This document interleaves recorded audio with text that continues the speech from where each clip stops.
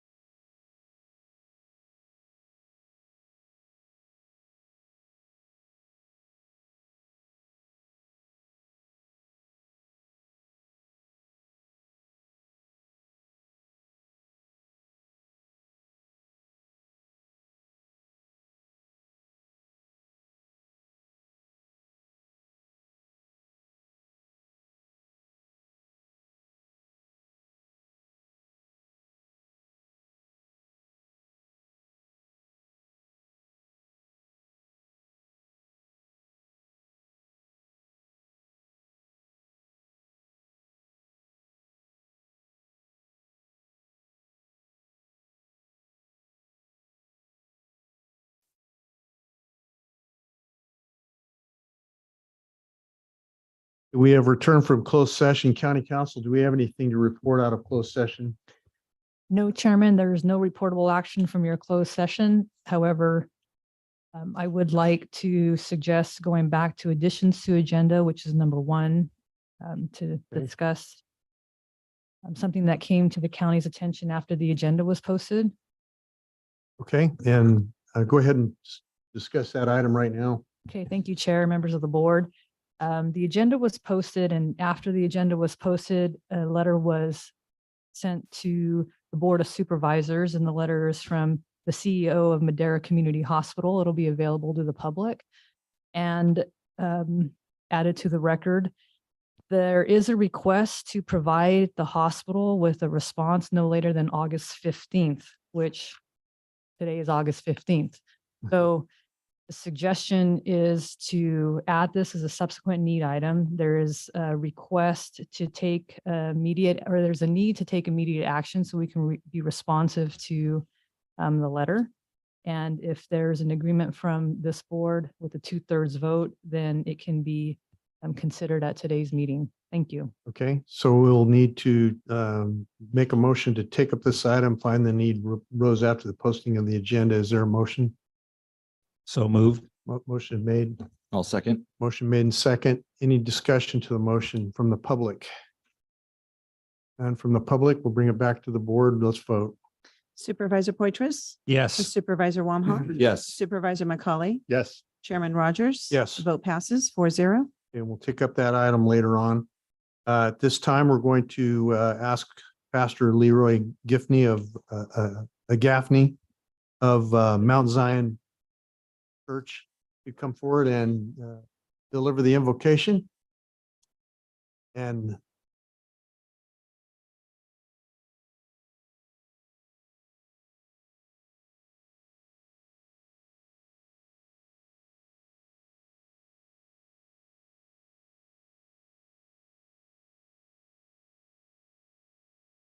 that they might continue to faithfully serve the citizens of the county of Madera.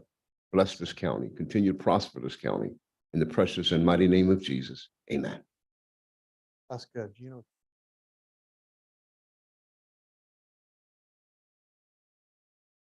Allegiance to the flag, United States of America, republic for which it stands, one nation, God, visible, liberty and for all. Thank you, sir. Public comment. Public comment. The first 15 minutes of each regular session are set aside for members of the board, or I'm sorry, for members of the public to address the board on any matter under the jurisdiction of the board, but not appearing on the agenda. The board will not take any action on any items presented under public comment. Speakers are limited to 3 minutes. Anyone addressing the board is asked to print their name clearly on the speaker sheet at the podium and state their name and county of residence for the record. Come ahead. Good morning, Chairman Rogers, Board of Supervisors, Sarah BOS, Public Health Director. I'm coming this morning because a few months ago, California Department of Public Health offered us a highly unusual opportunity. We were offered $199,000 in additional funds under one of our current grants, which was Reach COVID. And it was done in the last quarter of the full term of the federal grant. So all the funds needed to be expended by September 30th. It's because other grantees did not fully utilize their award, and we had a wish list ready. So we acted quickly to get one-time investments approved by the funder, including a back-to-school immunization media campaign, a COVID flu media campaign, grant writing and medical interpretation training, a 3-day meeting for accreditation required strategic planning for 17 of our public health managers at the Pines, graphic design software, Qualtrics software that collects and analyzes data for our department. And we are sending a few staff to key conferences such as the California Association of Communicable Disease Controllers.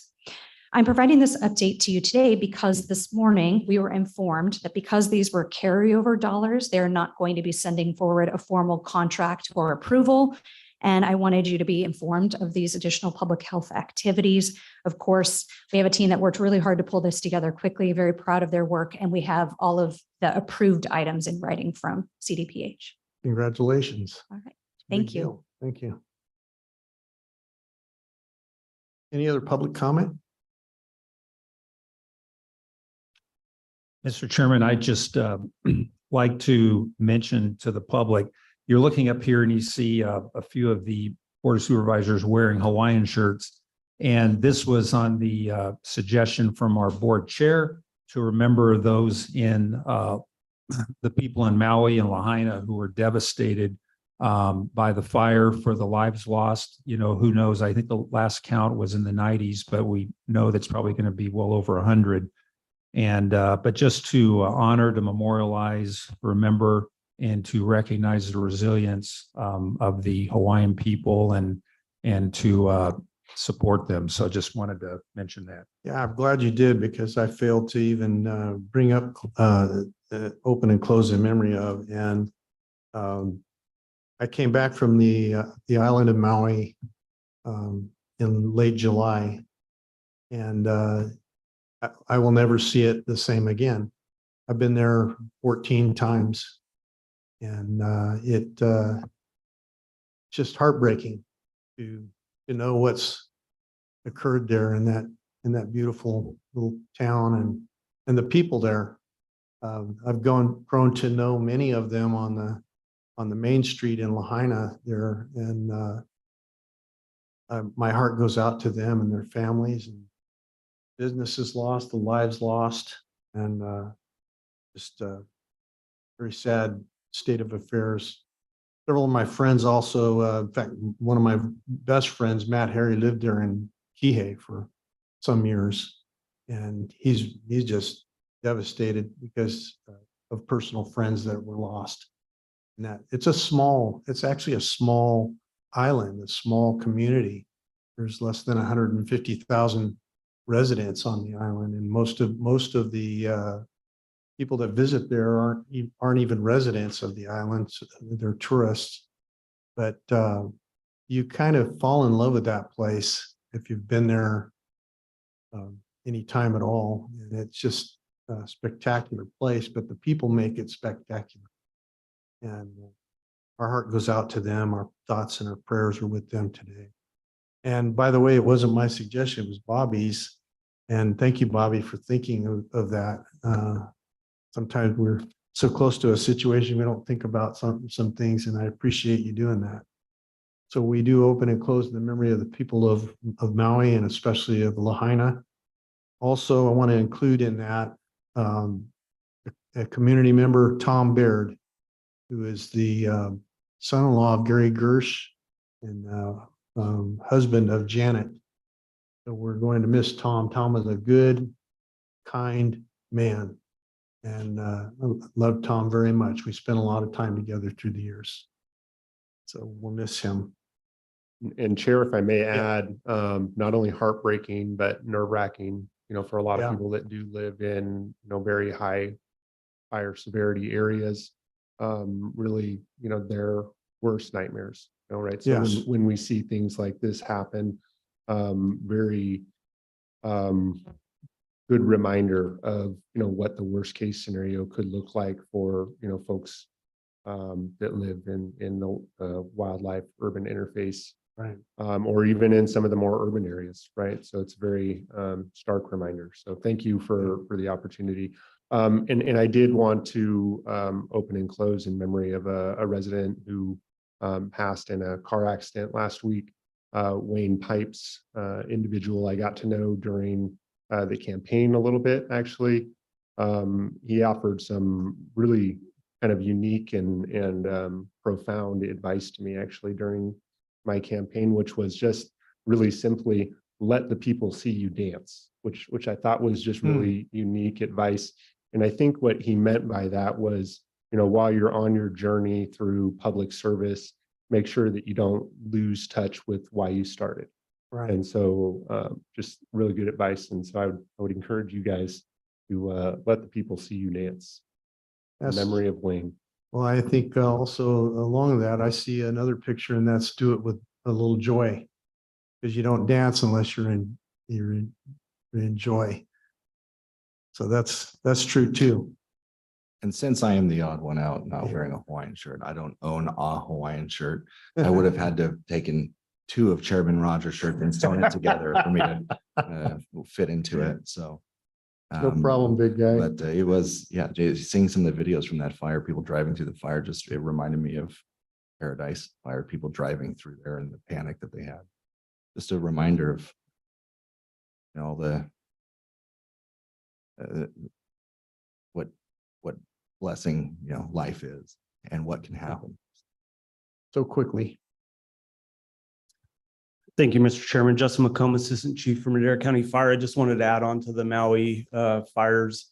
As of this morning, CAL FIRE Incident Management Team 1 was activated to respond to Maui. They should be there by Wednesday. Just to kind of bring it back to Madera County, we have 3 individuals.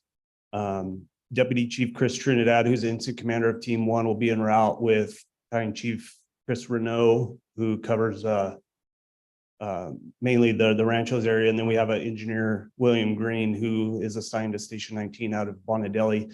Those 3, along with roughly 60 other folks from CAL FIRE and around the state, will be deployed there between Wednesday and Thursday to help with the recovery. But I just wanted to add that on to the conversations. Thank you so much for mentioning that, and appreciate that. That's really great news that we're responding like that to our sister county. Yeah, thank you. Yeah, I don't know why we're spending a little time on this, but there were 2 gentlemen sitting in front of the banyan tree when I went to Maui, and we had 2 friends with us who had never been there before, and they were enjoying that banyan tree. It's 150 years old, and it was charred in the fire.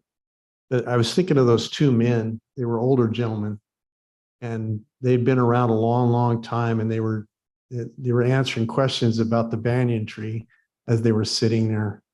And I remember the one gentleman, he said, I told him I was a county supervisor, and he said, would you write a letter to our city about the noisy trucks coming by here? But we stood there and talked for an hour with these 2 guys and got to know them a little bit. And they lived a few blocks from that tree.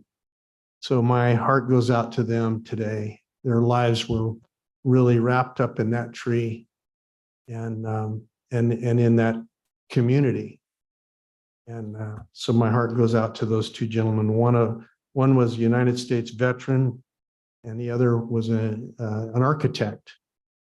So I still have his card. I'm going to see if I can get in touch with him. God bless them all, and be with them in this tough time. Okay, any other comments? We'll go to consent calendar then. At this time, any items to be removed for separate consideration? If none, Chair. wait, go ahead. I was hoping we could have a brief overview of item F. Item F. Yeah, I spoke with Connie before the meeting and was hopeful she might just kind of take us through that item and how that's going to work as a tool belt, you know. Okay, come ahead, Connie. Good morning. Can you hear me? Good morning, Connie Moreno-Peraza, Director of Department of Behavioral Health. Thank you so much. Yes, this is we've had a contract with the Department of Healthcare Services for the county to be able to build drug Medi-Cal. In mental health, it's called short Doyle Medi-Cal. In substance abuse, it's called drug Medi-Cal.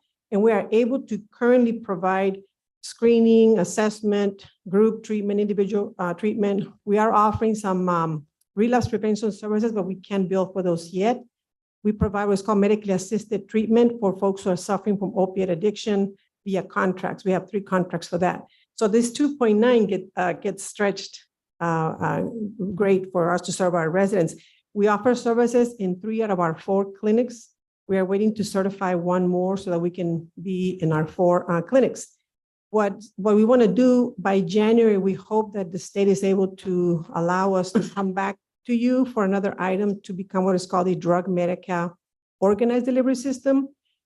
This county did not opt in when it was an option for us to opt in, so we have to go through certain requirements, but it will expand our ability to bill for what is called residential treatment services and attract providers to come to Madera instead of our clients having to travel elsewhere, and also to bill for other services that we're not able to bill right now.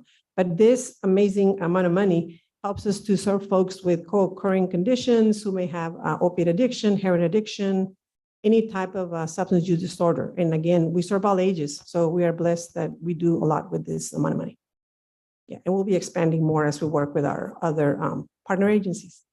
Thank you. Any questions? Thanks, Connie. I really appreciate you taking the time to expand on that a little bit. Really, really important. So thank you. Yes, you're welcome. Thank you so much.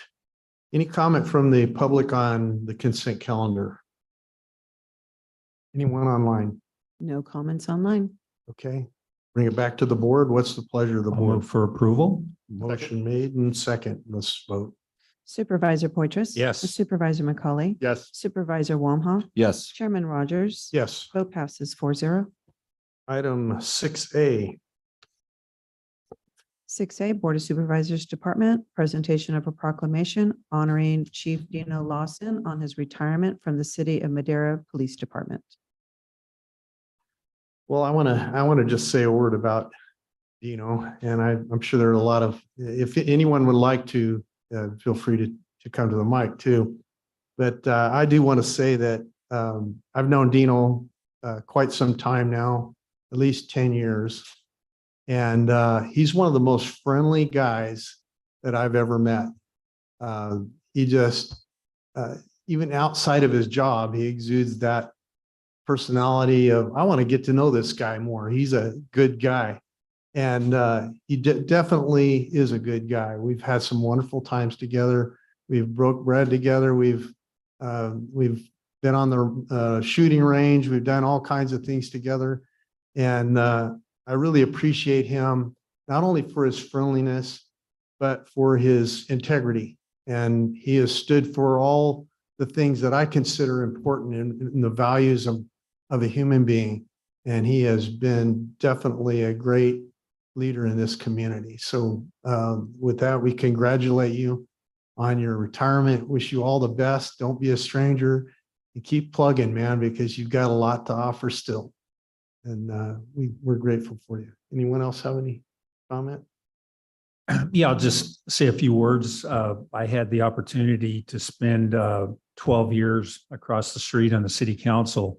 And so I look out and I see, our partners in blue and teammates. I still consider you teammates of mine as far as the law You bet. enforcement and our joint services and how well we get along and how we work together to make this a safer community. And so I like to not only salute Dino for the great partnership. And by the way, you started out with the county, so there you go. I spent 8 years Right. here, but also with the other gentlemen that are here, Felix, the last time I was spent an evening with him on a ride along, I had a great time, and Josie and Sean, and everybody else, has just been a great run, and I'm glad you guys are still around, because it seems like, I look over there and there's a lot of people I don't recognize now, so it's great to have that continuity. And again, you've been such an important part of the team, and congratulations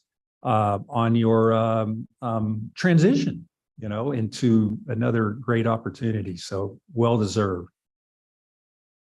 What else?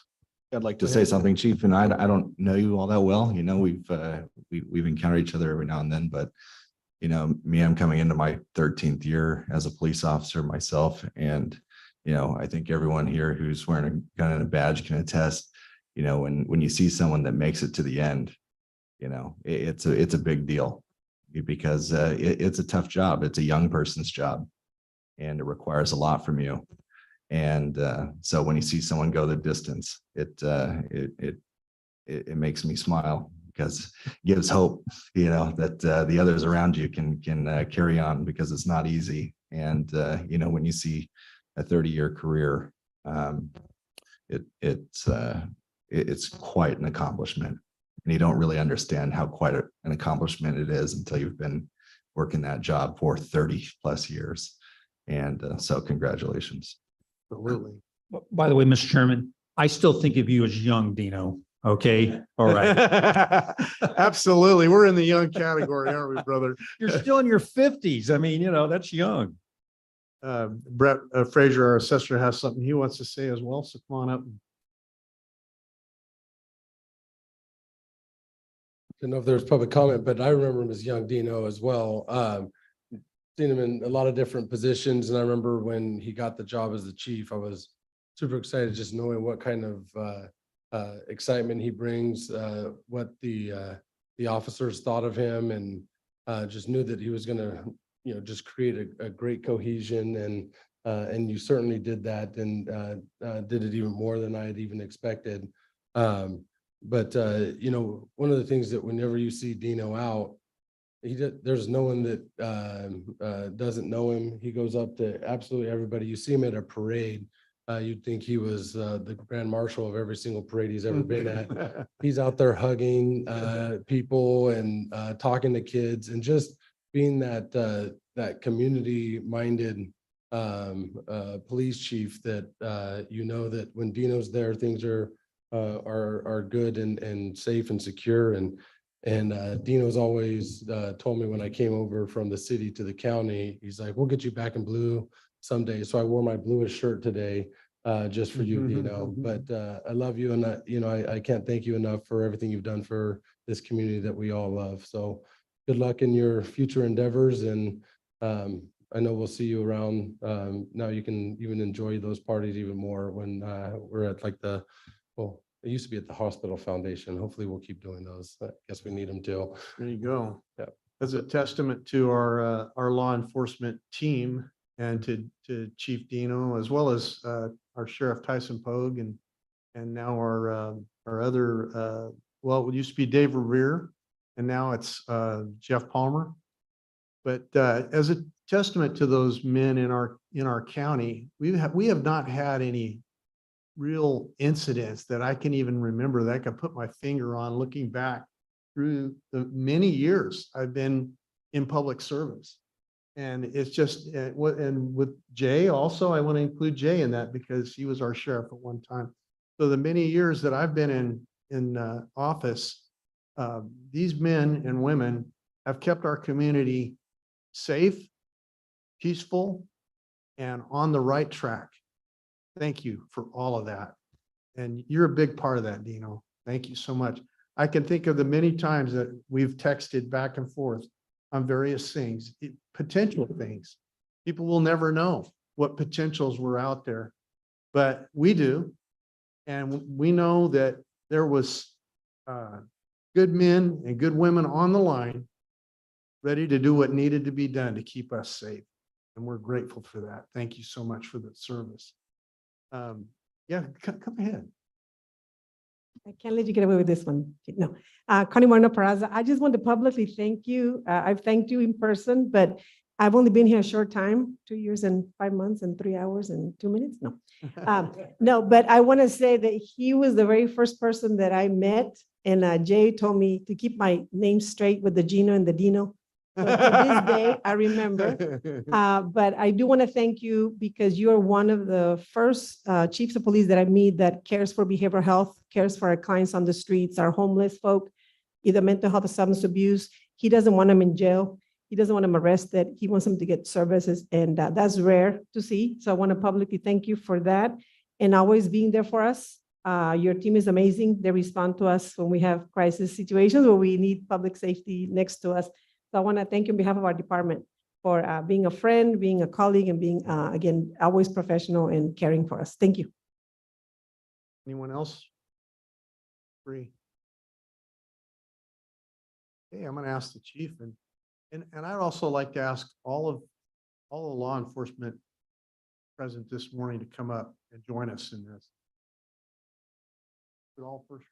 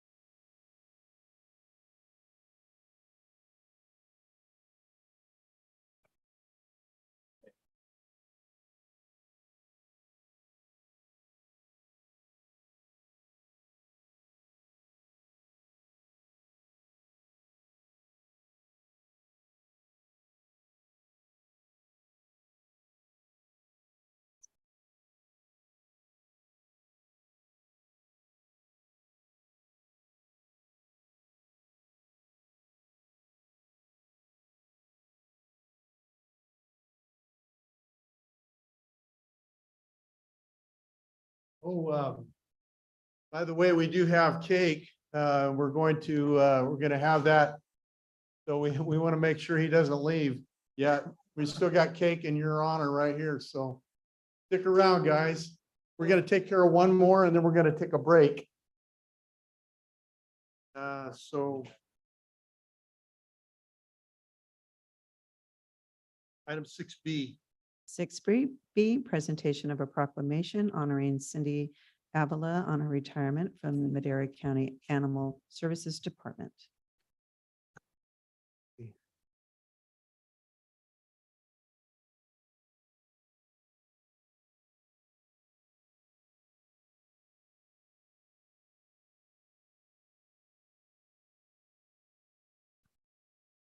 So Cindy is retiring effective at the end of the month. And I'm going to read the whole proclamation in here, but I'll say I really appreciated Cindy taking over during a really difficult time, which was during COVID. And you had not only animal restrictions, you had people restrictions, and then that went up and down, and it was not a very happy time for pets or pet owners, but Cindy and her staff did an outstanding job of moving us through those 3+ years and trying to accommodate as best we can the health and welfare of the animals, the health and welfare of her staff, and the health and welfare of the community. So very happy to present this proclamation on behalf of the board to Cindy this morning and wish her the best. I know that in some ways she knows there's work still to do, so I think she's had difficulty pulling that pin, but I'm hopeful that within a month she'll be going, Madera, where? So I know she lives in the county and really appreciate her over 30 years of service with us. You bet. And I'm thinking of during that period of her tenure, the fires that occurred and the craziness that came as a result of all of that. So she handled that very well as well. And thank you for all your hard work. Anyone else have any comment? Yeah, thanks, Mr. Chairman. I'd just like to congratulate Cindy and honor her. I don't know if the general public realizes what a difficult job it is to not only manage, but just simply be employed at animal services. If you're myself as a supervisor, if somebody calls me and says that they have a pothole, it's something that needs to be taken care of. And so you make the necessary arrangements and so forth. But when you're dealing with somebody's animal, that's a whole different level. That involves emotions and all kinds of stuff. And that's something that Cindy and her staff endures on a daily basis. And not only that, the pothole is not a living thing. It's just, something that is created by trucks, cars, and you fill it in with material. They're dealing with living things, animals, cats, other types of animals. And again, there's that emotional element. It's just not a number. It's somebody's pet or former pet or whatever the situation is. Recently, I was there and animals were brought in that were in various stages of disrepair in terms of being unhealthy, suffering malnutrition, things of that sort. And that again is something that they experience not only every day, but every hour. So again, my hat's off to Cindy and her staff and everybody who works there. And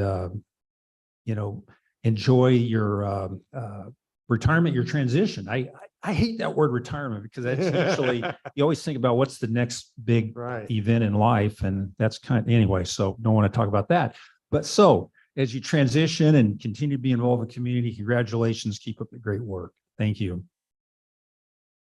Anybody else? Go ahead. If I may, yes, Cindy, I just wanted to personally thank you for all of your efforts, particularly up in District 5, where we do tend to have, I think more calls for animal services. And I think we've had to work through a couple of difficult cases over the last year and a half or so. And so I want to thank you for that.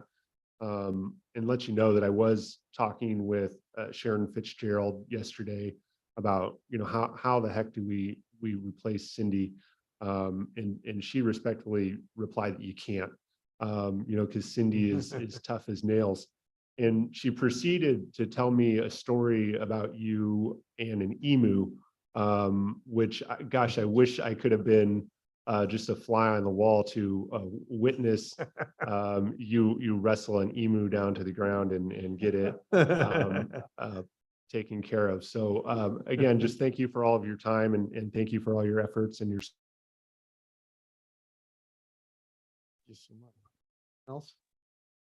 Come on up and we're gonna.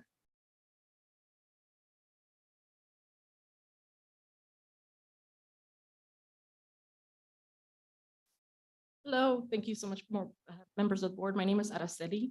I am the account technician for animal services. And I'd like to say thank you so much for Cindy Avila for giving me the opportunity to get to know her, get to know the department, especially all the staff members who work every single day for the animals. And she gives the voice to the animals that have no voice. that are neglected, that have been forgotten, that are homeless, and she provides that voice. So thank you so much for all of our department and for this county. Thank you.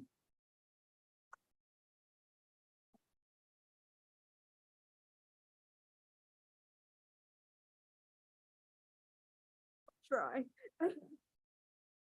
Oh, big cry, baby. I want to thank the board for all of your support. You've all really just been great, very supportive since I took over, and I really, truly appreciate it. Without your support, we couldn't have done. Thank you. And thank you to all my staff, of course.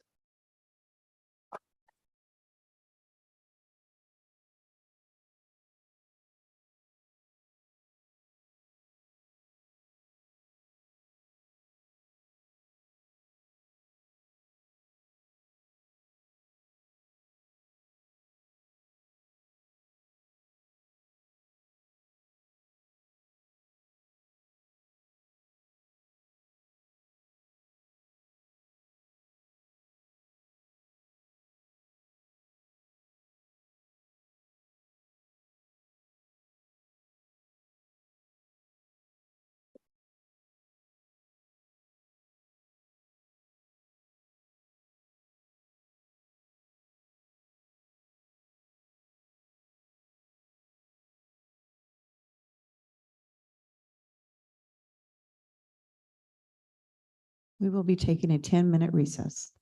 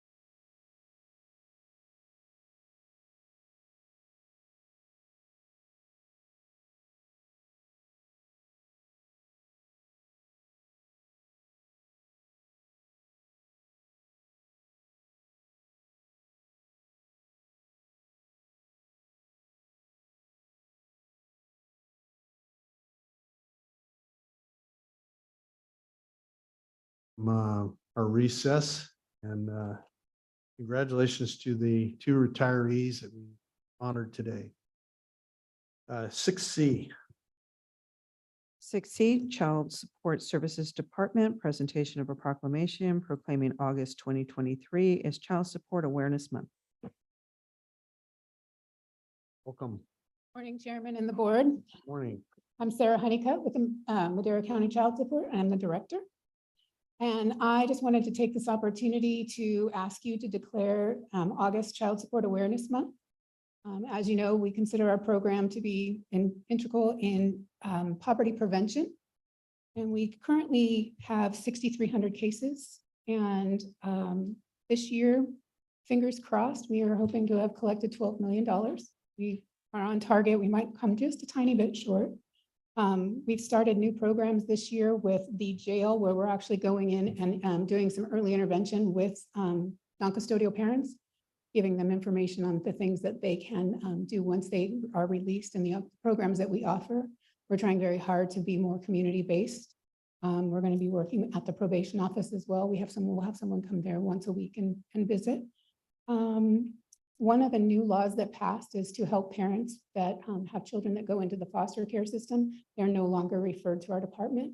This is unless they make over $100,000, very many do. So we are, we're really trying to help parents not have that burden so that they can reunify with their children.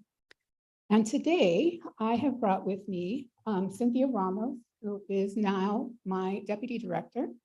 I haven't ever had one, so I'm very excited to have Cynthia. And I brought with us two of our new hires, which is Amanda Orton and Brandon. Hey. Amanda was with us years ago and came back because she just loved us that much. And we stole Brandon from the DSS. We love him. And the last thing we have is, as we're trying to do more community things and partner with other agencies, Jose Garcia is another fairly new employee, and he had a great idea for a team with other county agencies, and I'm going to let him present that. Thank you for your time. Thank you very much. Good morning. Good morning. I'm going to read off this because I didn't memorize any of it. My name is Jose Garcia. As she mentioned, I'm a child support specialist. On the 29th of April, Department of Child Support Services organized the first Kickball for Charity tournament. And it was comprised of 8 Madera County Department teams who all together raised $1,160. And it was donated to the winner's choice. The Window Warriors, who won, chose Friends of the Madera Animals Shelter. And next year, we're looking forward to extending the invitation to all Madera departments, including Board of Supervisors, if you guys are interested. I'm also looking forward to exceeding the donated amount from this year. So we have a quick 2-minute video capturing the event's highlights. Thank you.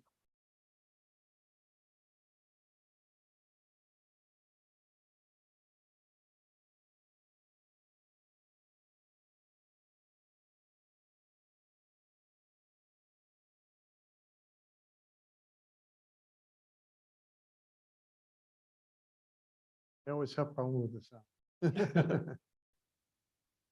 Had a good.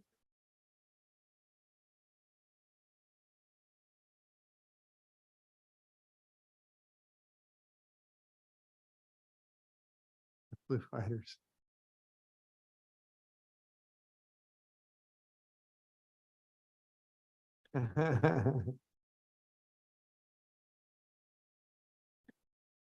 Yay.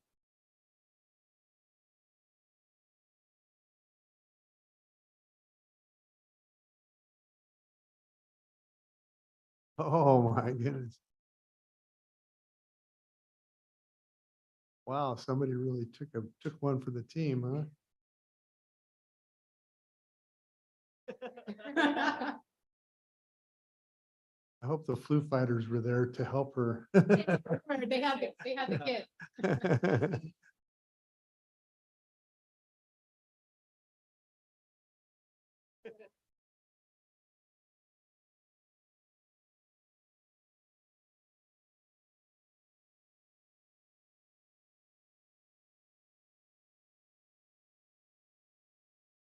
That's awesome. Love the team camaraderie, the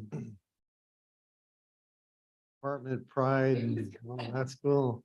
I think if we had a board team, I think we might take top place. Could be. I could limp around the field, I guess. Thank you for your time. We appreciate it. Thank you very much. It's very good. Thank you all for being here this morning. Congratulations. Do we have the proclamation? We want to take a photo with everybody. We have it, right?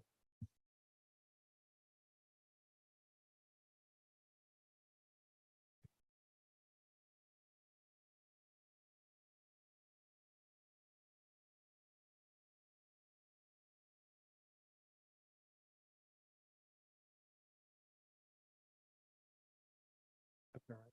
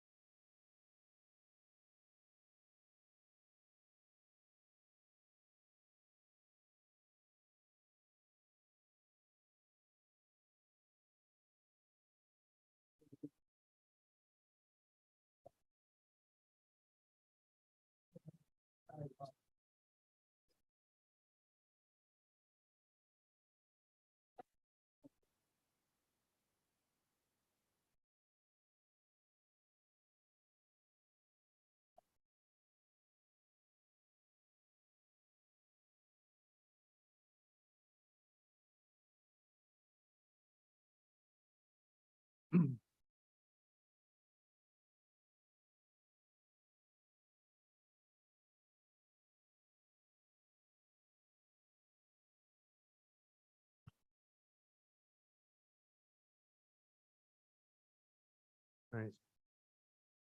Any public comment on that? Okay, if not. Great to see everybody have their community pride and community involvement in those kind of activities. That's really good. All right, 6D. Oh, yeah, we do. Thank you. I get it. I'm going to go to the public hearing at this time. 7A, I'm sorry. Public Works Department Administrative Services Division, hearing to adopt a resolution adopting the County of Madera Measure T Annual Expenditures Plan for fiscal year 2023-2024.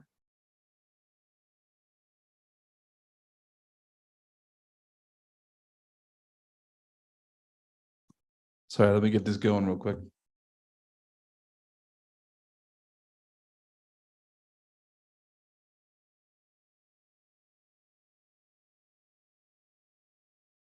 All right, good morning, Chairman, members of the board, Jared Carter with Public Works. The item here today for this hearing is the annual expenditure plan for Measure T for the year 23-24. We were required to adopt this at a public meeting.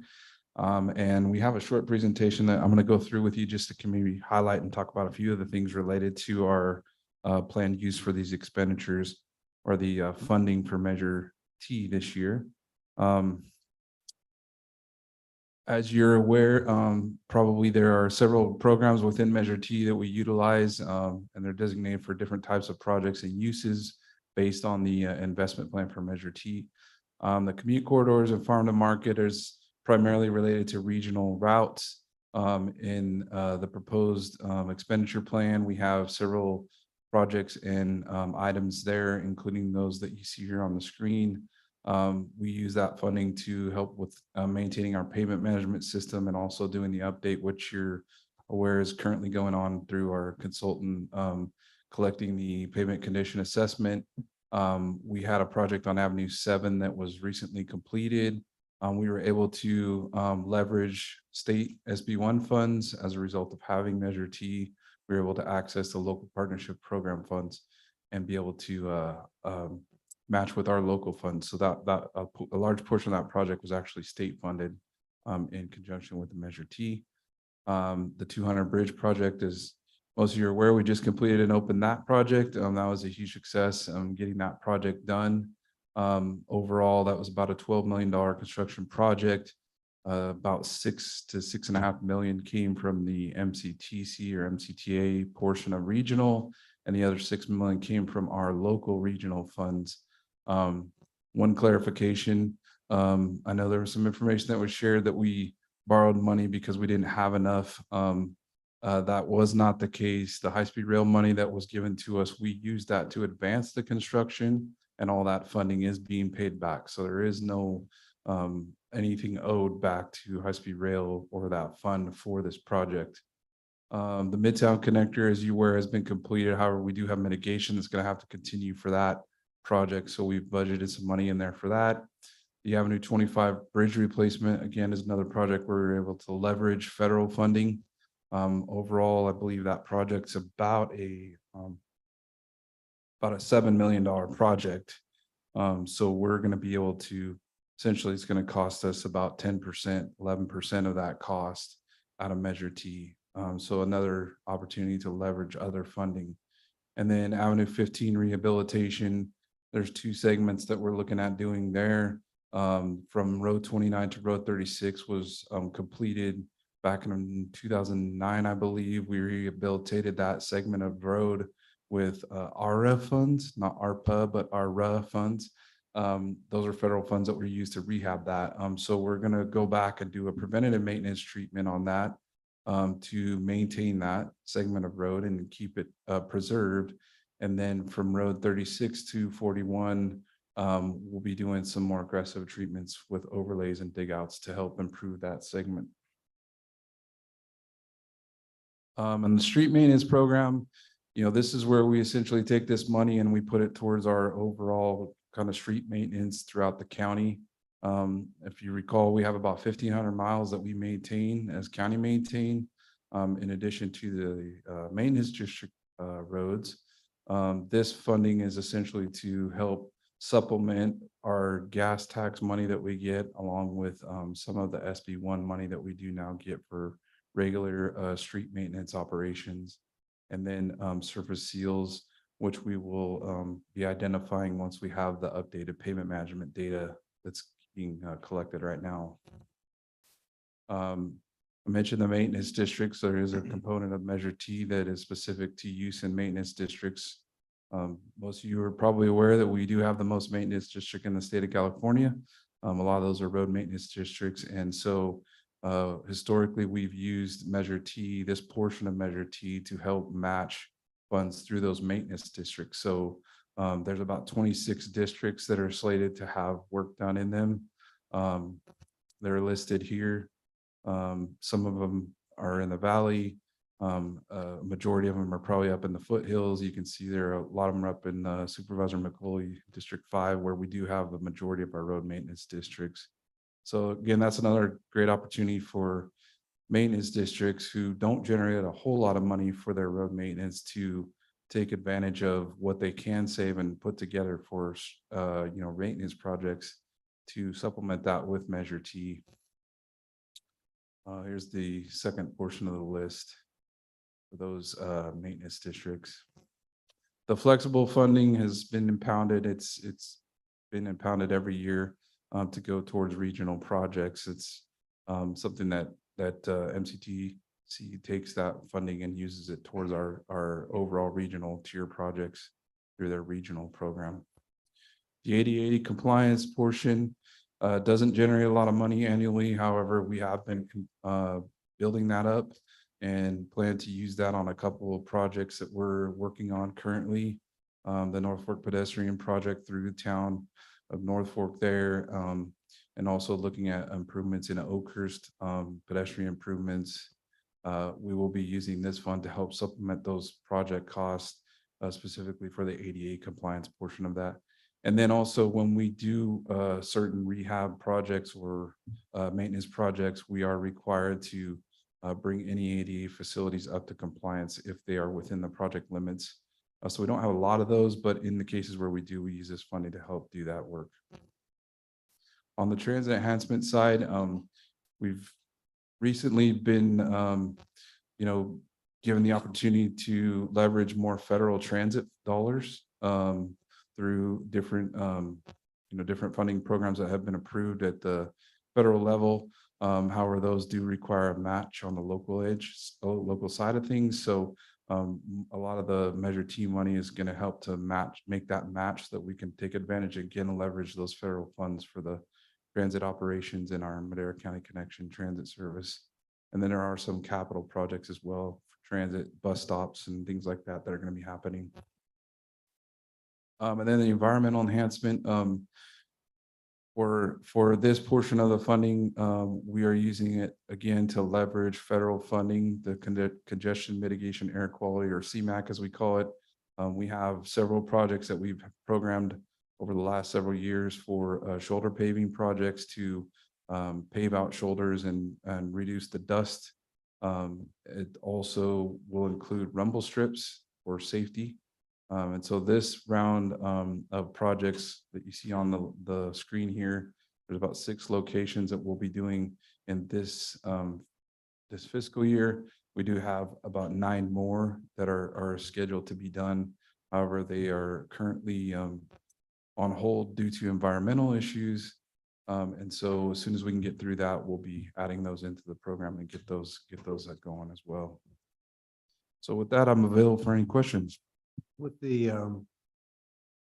Road 16 project, they just finished that, looks like they're still striping, I'm not sure. But they put a cap seal on it after they punched the rumble on the sides in the middle. That why they is that why they did the cap seal, because of punching it? Yeah, so a lot of these locations that you're seeing are locations where and we've talked about this before in pavement management. Pavement preservation is a important thing to do. The cost for pavement preservation is 10% of what it is to rehab or reconstruct a road. Right. And so the idea is that when we go back and we rehab roads or we do these rehabilitations, we want to go within the next 3 to 5 years, get a seal on it and get that sealed up so that it maintains and preserves the life of that road. So we're not going back and having to reconstruct it in 5 years. That would be a standard thing then to do that. Yeah, Right. so it's a balance between doing pavement preservation and then rehabilitation. So Right. example would be Avenue 15, that segment that I was talking about on there. We have from 29 to 36, which was rehabilitated, 7 years ago, 6-7 years ago. So it was time to get something on that to help preserve it so that we don't, find ourselves in a situation where we're having to go back and rehabilitate that whole segment. But the segment from 36 to 41 has not been rehabilitated. So that's going to take more work and it's going to cost more for that segment. But once we do rehab that, then we'll go back and do those seals. So, yeah, so we have the fog seal project that's out right now where we're going around and going back and doing the fog seals over a lot of these projects to do that preservation and maintain those so that we don't find ourselves spending more money. Yeah, looks great. I had one question from the public on one item. The Avenue 26 out to Eastman. They noticed there's 2 stop signs facing the same direction. Can you explain? Yeah, so that's probably at Santa Fe. Yeah. We added some additional stop signs and markings there to help enhance at that intersection. Okay. It's a location that we've had concerns over before because it does parallel the tracks right there. Right. And so in working with FHWA on the flap project, their traffic engineers took a look at that and suggested that we put those in as part of that project to help enhance that intersection. Good. So that's why those are in here. Great. Good to know. Thank you.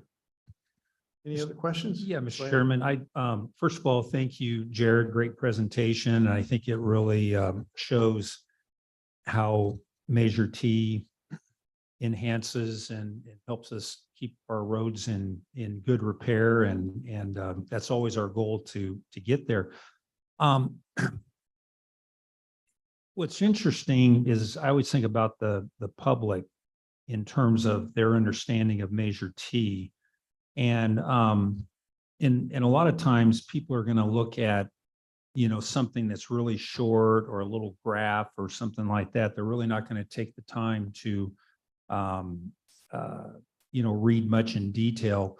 I'm just throwing this out there and something to think about, as far as developing a chart that might show what inflation has done as far as the increased costs of maintaining our roads. I know there's certain districts out there where people are still paying the same thing they were paying 30 years ago for road repairs, and then they get some major bill and it's like, what, this is nonsense. How can we pay this? Well, the cost of materials go up just like with anything, cars and electricity and your clothing and food, et cetera, et cetera.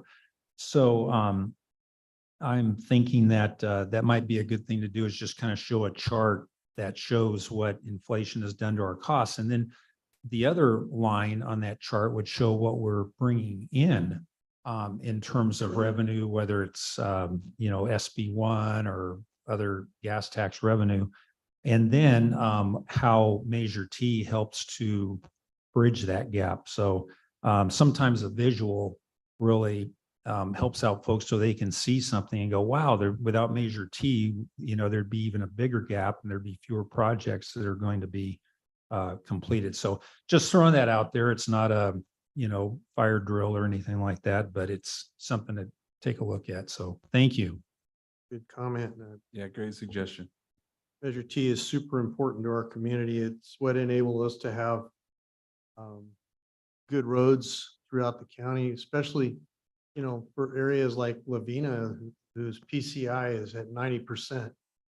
That's an amazing PCI compared to the rest of the county. And they've been a direct beneficiary of Measure T. As a result, they have excellent pavement condition index. We'd love to see that throughout the county. We've got to have Measure T in order to continue that in other parts of the county. So anyway, you go ahead, Jay. So this item is actually to approve this year's expenditure plan, but we had received an email last week related to reasons to support Measure T in 2024 from Dan Metz, who was styled on his email as president of the Sierra Citizens for Sensible Government. Just thought it was a good time to remind the board of that email and bring it to the public's attention this time. It was a fairly lengthy email, named a number of projects, a number of which we've talked about repeatedly, but I know that some of those staff is already looking at ways to cooperate with Caltrans to try to investigate the feasibility of some of these things they'd like to see done. And that's all I have. Thank you. Thank you very much for bringing that up. Chair, if I may. Yeah, go ahead. Yeah, and we actually did have a really good conversation with Caltrans last week about some of these projects that were outlined in the letter, as well as, some of the goals of the community, particularly up in District 5, around what we do on Highway 41, how do we improve safety on the corridor. So thank you for bringing that to our attention, Jay. I do appreciate it. And I wanted to draw back to the Road 200 bridge real quick and touch base on a comment that you made there, Jared, in regards to bringing that project forward, I think a little sooner than originally planned, by using those funds from the high-speed rail. And I think I would have to twist your arm to make you come up with a number on what that really looks like in savings for the taxpayers. But I'll just say it, it's saving the taxpayers millions of dollars. So I do commend staff for their creative use of those funds, bringing that project forward and managing it, effectively through an unprecedented storm, a winter storms, and getting that project done. So thank you. Yeah, and I appreciate the board support on that too. I mean, obviously, without having that money available to do that, we wouldn't have been able to do it. So, much appreciated to the board for allowing us to use that money in a way that we did. I think it's always a challenge for our projects because they are high dollar projects, most of them, to come up with the cash to cash flow of these things, because most of our projects and most of these funding sources are reimbursement programs. So we have to spend the money to get it back. And so cash flow is definitely a challenge when you come with a huge project and you've got to come up with the the money up front to do that. So yeah, it's much appreciated to be able to utilize that money in that way. You know, we definitely make sure that we're careful about how we plan that. So we know that we're getting that money back into that account and then have it available. So. And Chair, lastly, I'll just say that the breakdown on the special districts, as far as the projected funds going to those districts, very helpful. I think in helping the community see how these funds are being used. You know, it's tangible, right? When we can see that there's money going to our district where we live and that our roads are being improved with those money, you can't argue with it, right? So again, I appreciate that. Well said. Okay, any other comment from the public here? We have one online. Go ahead, Andrea. Chair, sorry to interrupt, Chair, but you're opening up the public hearing? Yes. Correct? Thank you. Andrea? Good morning, supervisors. Can you hear me? Yes. Okay, perfect. Yeah, my name's Sandra Uribe, and I'm a policy advocate for Madera County with Leadership Council, and I'm here to provide public comment on item 7A. And I would like to start by urging the county to develop their public engagement in all measures, including their expenditure budget for Measure T. Otherwise, the needs of small unincorporated communities such as Fairmead and Lavinia will continue to be excluded from funding. I was just at a community meeting last night in Fairmead, and the condition of the roads was one of the conditions that residents brought up with wanting to improve the most. It was like a community priority. And community engagement should be meaningful, ongoing, iterative, and inclusive. Should be looking to bring everybody into the table.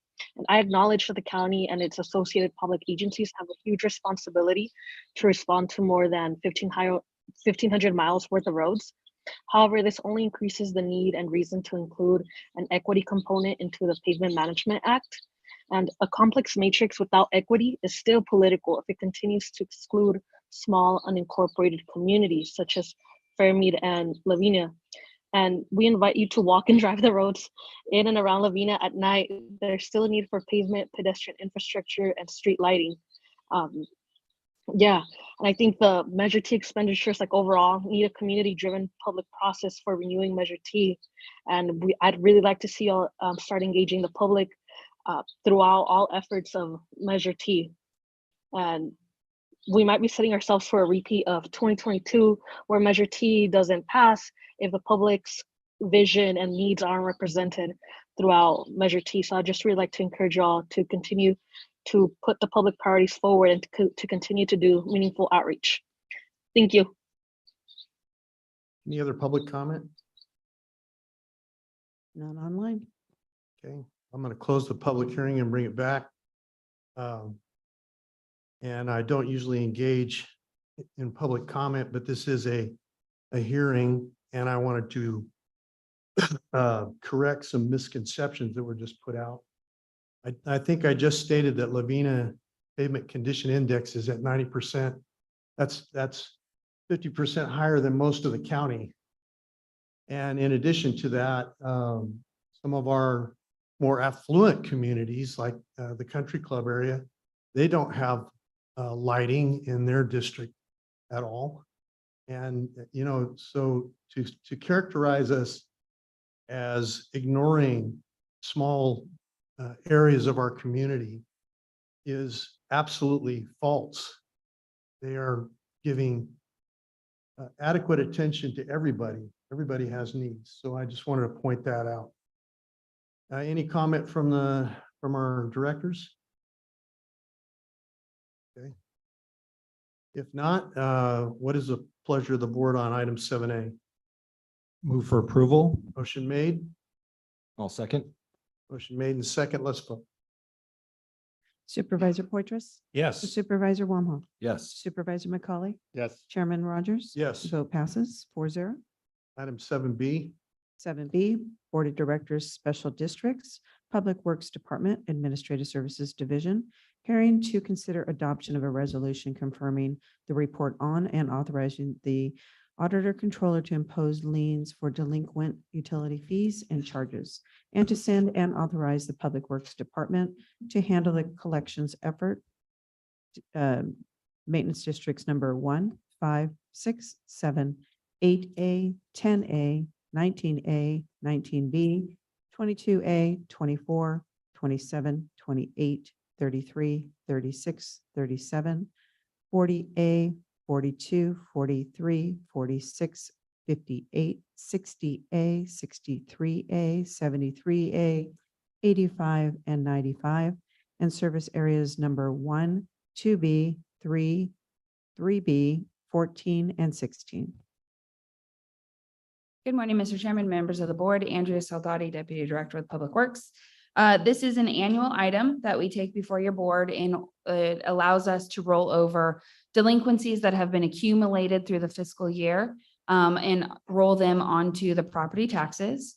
We notice everybody that has a delinquent balance after, it's usually after the 4th of July, bills are due July 5th. And so whatever is outstanding as of June 30th, we look at that, and if it's more than $100, those folks receive a notice, and it becomes part of this process.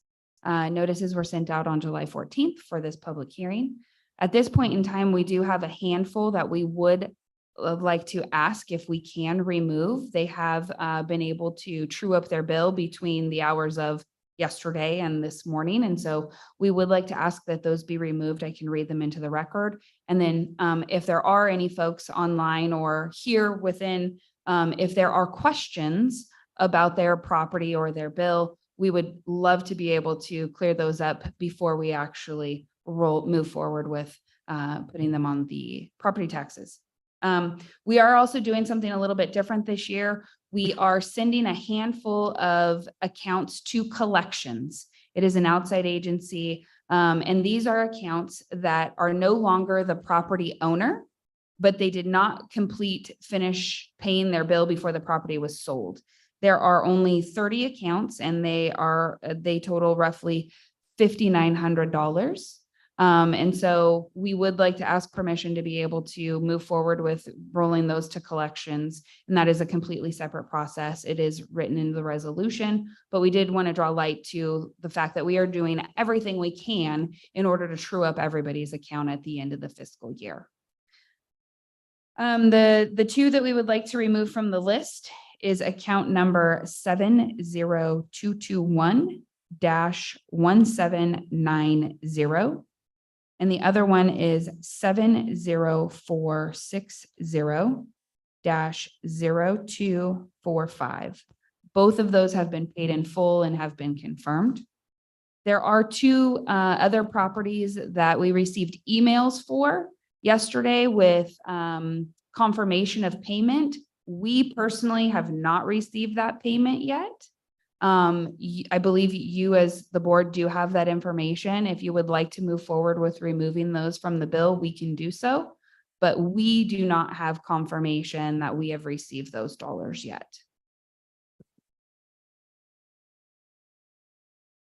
Could they be removed after, with confirmation? Motion?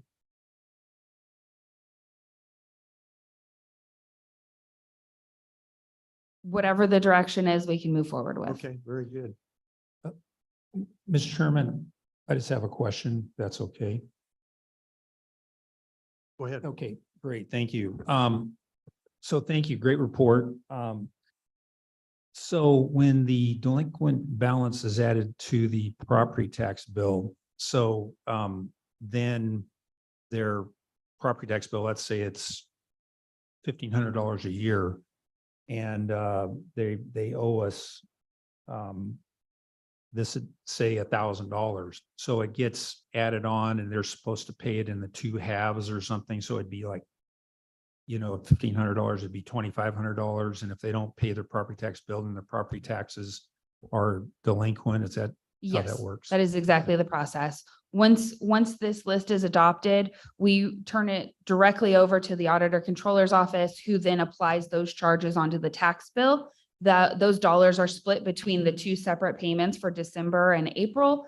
Essentially, we are not receiving these delinquency balances now for 2 years, because we did not receive them in all of 22-23. And technically, we do not receive all of them until the end of fiscal year 23-24. So this process is important to us because it allows us to fully recoup. But again, we're on a 2-year lag time. but it is collected just like regular property taxes are collected. And if they are not paid, then it goes through the tax delinquency process. Are there any fees added on to delinquent payments? So somebody is $1,000 behind and it gets assigned to the tax collector. Is there like another $50 or $100 or whatever added on? Or We do not place any additional fees on. all right, thank you. All right. Chair, I'm- might I interrupt just to finish that thought?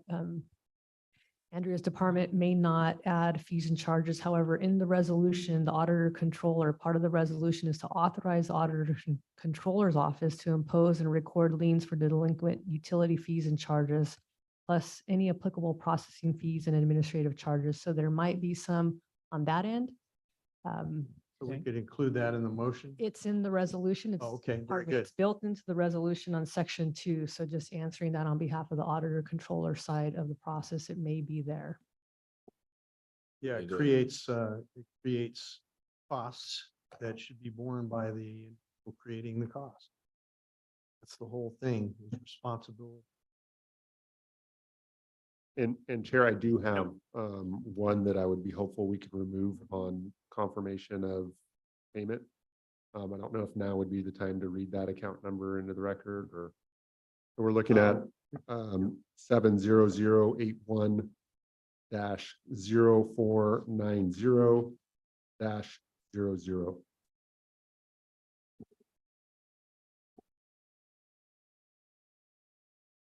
Okay. I'm going to open the public hearing at this time. Is there any public to comment on this item? We have 4 online. Give me them one at a time, names, please.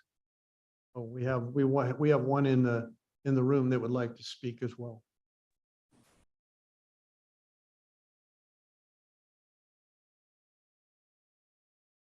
Go ahead, sir. Yes, Council. I'd just like to refer to this delinquent utility charges. Mhm. And I'm here representing the Maintenance District 33 Fairmead.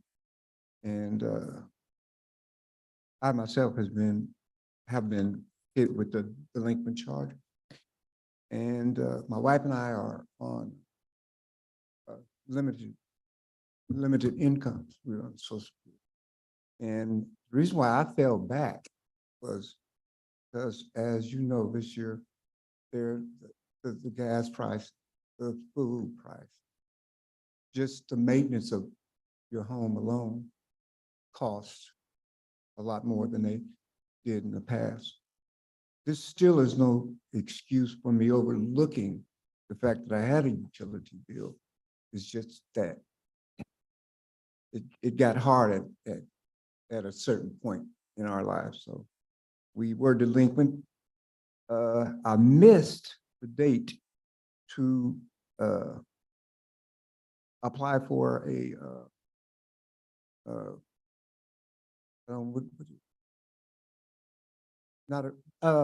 not a repayment plan, but a payment assistance, yes, of sort. And I only missed it by about a week. But I did come in a week later after I got that notice. And I did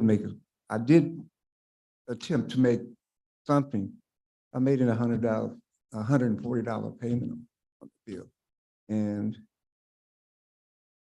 as recorded earlier, like I said, I'm representing the Maintenance District number 33 in Fairmead.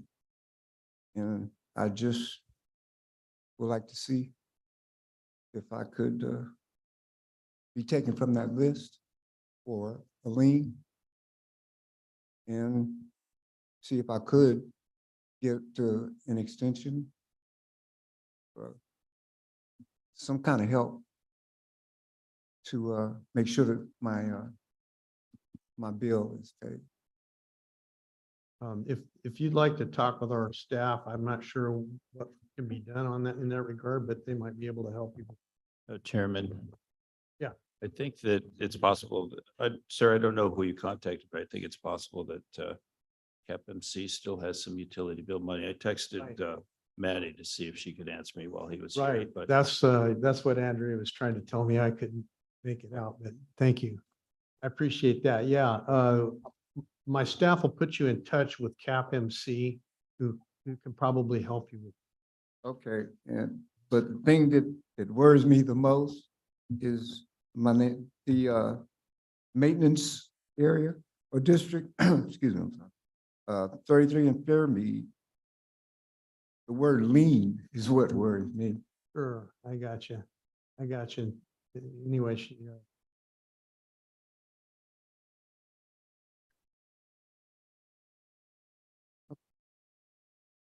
Okay. all right. Well, I'll let them help you while we're Account number in. Okay, the account number Yes. is 70330055-00.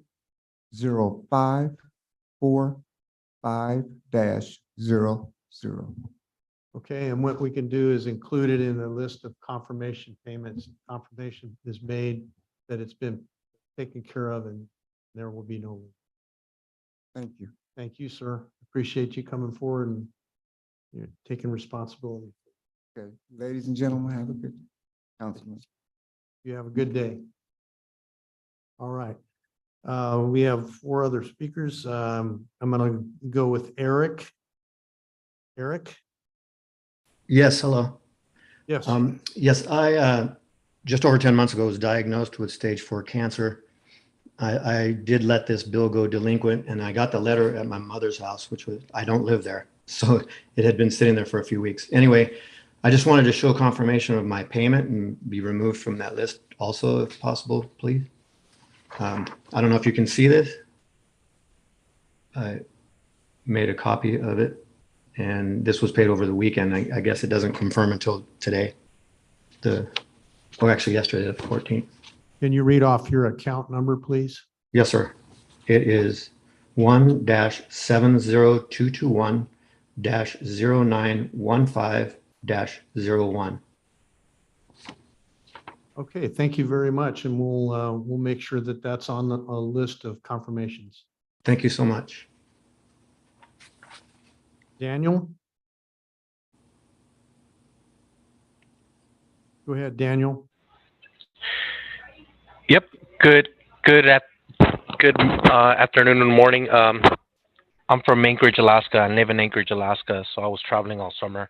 But I made the payments for 2 accounts yesterday, and those and my request is also for those 2 accounts to be removed from the lien list. Those account numbers are 70010-0075-01. Second account number is 70010-0070-01, please. Did we get those? Okay. We got a very fast writing person here. She's got it down. Yeah, Give us your by name. the way, shout out to your department. Every time I've dealt with them, they've been nothing but courteous, nice, amazing. And again, I live in Anchorage, Alaska, so these 2 accounts, I rarely deal with it, and when I do, they're nothing but great. Unfortunately, I was traveling all summer and just saw these yesterday. Well, thank you, Daniel. I appreciate you calling in and taking care of that.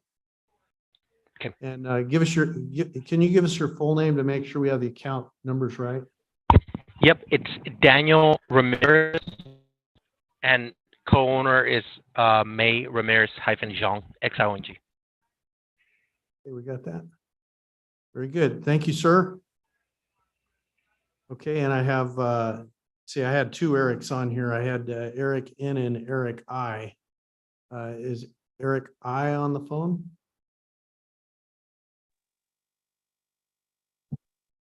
Yes, good morning. Yes, okay, good. Hi, I came into the office yesterday to pay my bill. I had 700 cash on me. I paid that, but they said I owe another 2 and they were unable to process a credit card there in the office. So I will be bringing the other 200 into the office tomorrow. Is there any way to get off the list, or is there some way to pay with a credit card?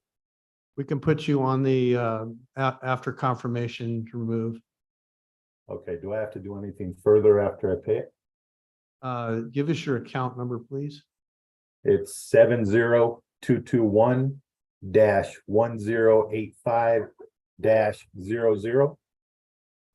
Okay, and you're Eric. What's your last name, Eric? Irwin, IRWIN. Okay, very good. Thank you. Thank you. And looks like we have a Yoselin. Good morning. Can you guys hear me? Yes. Hi, I currently have a similar situation to the previous owner. I'm currently in Denver, Colorado, and not an excuse to let my account go to delinquency, but I did make my full payment, and I sent the confirmation to Gabriel Mendez. She gave me her email. I also like to commend your staff. They were very nice, very patient with this whole process. And I did go ahead and pay my entire bill in full. So I'd like to be put also on that post confirmation list for my property. My account Okay. number, Great, go ahead. it's 80030-0540-01. And give us your full name, please. Yoselind Casillas-Ramos, and co-owner is Edgar Ramos Lara. Very good. We've got it. Thank you so much. And Thank you guys for all your time. just to make sure your name is clear on the first name is Yoselind. Yes, sir. Okay, very good. Thank you.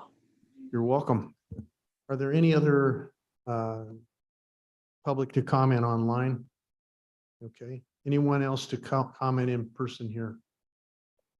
Okay, if not, they'll close the public hearing and bring it back to the board. And what is the pleasure of the board? Would move to approve with the aforementioned account numbers being removed from the tax bill on receipt of the confirmation of payment. Very good. I'll second that. Motion made and second. Let's vote. Supervisor McCauley? Yes. Supervisor Wamhaugh? Yes. Supervisor Poitras? Yes. Chairman Rogers? Yes. Vote passes 4-0. Did we miss something? No, Chair, thank you. Okay, good. All right. I want to take real quick, I want to take item 6E right now because they've been waiting patiently. We've done a lot of business. And the other item will come later because it's not available till 12, but 6E. Presentation by staff to provide an overview of the community health assessment, including the purpose and the key findings from the data collected. By the way, while our staff is still out there in the auditorium, I don't know if Matt Treber can hear me or not, but congratulations to you and your staff on the compliments. I've never heard so many in one sitting, especially when people owe money. That's amazing. So thank you so much, staff, for being good constituent representatives and taking care of our people. Thank you. Go ahead.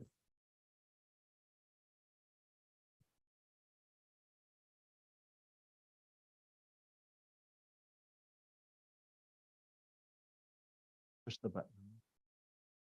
Oh, There we there we So go. quiet spoken. Thank you so much. Graciela Valdez, Health Education Coordinator at Madera County Department of Public Health. Trini Alamon, epidemiologist at Department of Public Health. And we thank you for the opportunity today to update you on the community health improvement process. We're here on behalf of Public Health Department as well as Live Well Madera County Coalition. So the Community Health Assessment, or the CHA, it's a report. It's also a process. So the report was published May of this year. And this is a process of us going out into the community, gathering a lot of data to really understand what are the biggest health needs facing our county. So we collaborate with our multi-sector coalition, Live Well, compile the data, understand what the needs are, and then develop an action plan to address those issues. Part of our process for creating our Madera County CHA was to collect primary data and secondary data. So for our primary data, we collected information from community-wide surveys, focus groups, and key informant interview. Seen there the number of data we collected. So we collected about almost 1,700 surveys. We had 113 participants in our focus groups and 21 key informants. But along with that, we collected secondary data as supporting and listed there just some of our key sources that we used. And shown here is just a brief description of Madera County's demographics along with top causes of death for 2021. But this information can be found in our full CHA document along with other interesting information such as mortality rates and morbidity rates and things such as that. So after collecting and analyzing the primary and secondary data, 8 priorities were identified. These 8 priorities were narrowed with additional community and stakeholder feedback to 4 priorities listed here: access to care, domestic violence and child abuse, diabetes and heart disease, and substance use. So now that we've compiled the data, we've shared the findings with our community to further narrow down those priorities that Trini just mentioned. Now we're ready to get started on drafting the action plan. So that's going to be the CHIP, or the Community Health Improvement Plan. This is going to be a 2 to 3 year action plan to address those 4 focus areas. And we're going to start our planning sessions in September. So Live Well Coalition members will be invited to attend those sessions to do a root cause analysis of the 4 focus areas that Trini went over. We'll be conducting an asset inventory to see what resources we have available in our community to address those issues, and then start drafting the objectives and activities, as well as the process for tracking the progress towards the development and completion of our 4 focus areas that we mentioned. So if you would like to know more about the community health assessment, 160 pages of captivating data about our community can be downloaded at maderacounty.com/CHA. We also have a very short executive summary that you can download if you don't have time to read all those 160 pages. It's in English and Spanish, and there's also a family of reports that are published on our website. So including the Forces of Change and Community Themes and Strengths report. And Community Themes and Strengths report is it's important because it paints our community in a positive light. Sometimes the community health assessment can be seen a little bit negatively. It's pointing out areas where we need to improve. But the Community Themes and Strengths report is celebrating our highlights. What's great about our community to address the 4 focus areas that we mentioned. So if you'd like to get involved, learn more about where we're at, you can contact us. Our emails are right there. You can also give us a call or drive down to the health department and visit us in person. Thank you so much. Great. And if you have any questions, we can entertain those now, or you can Any questions? follow up with us later. Questions from the board? I would just Go say ahead. that I think this is the 2nd or 3rd time I've received the presentation. So I do appreciate the information, and I just want to say thank you for coming to provide it. And I also want to thank Sarah for her vision with public health. I think you're doing some amazing things over there, not just managing your staff, but really having that vision for the future. So thank you. I appreciate it. Yeah, very good. It's my 2nd time to hear it, so I enjoyed it again. And good tag team effort there. You gals do a great job. Well, thank you so much. This is a cyclical process, so you'll hear more every 2 to 3 years on the next one and the next one and the next one. Good deal. Good Thank deal. you. Any comment or questions from the public on this item? Okay, if none, thank you.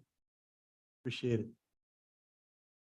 Okay, we're going to go to our addition to the agenda at this time. Ask Jay to go ahead and bring it to our county council. Yep. And Chair, that is, oh, here it is. There we go.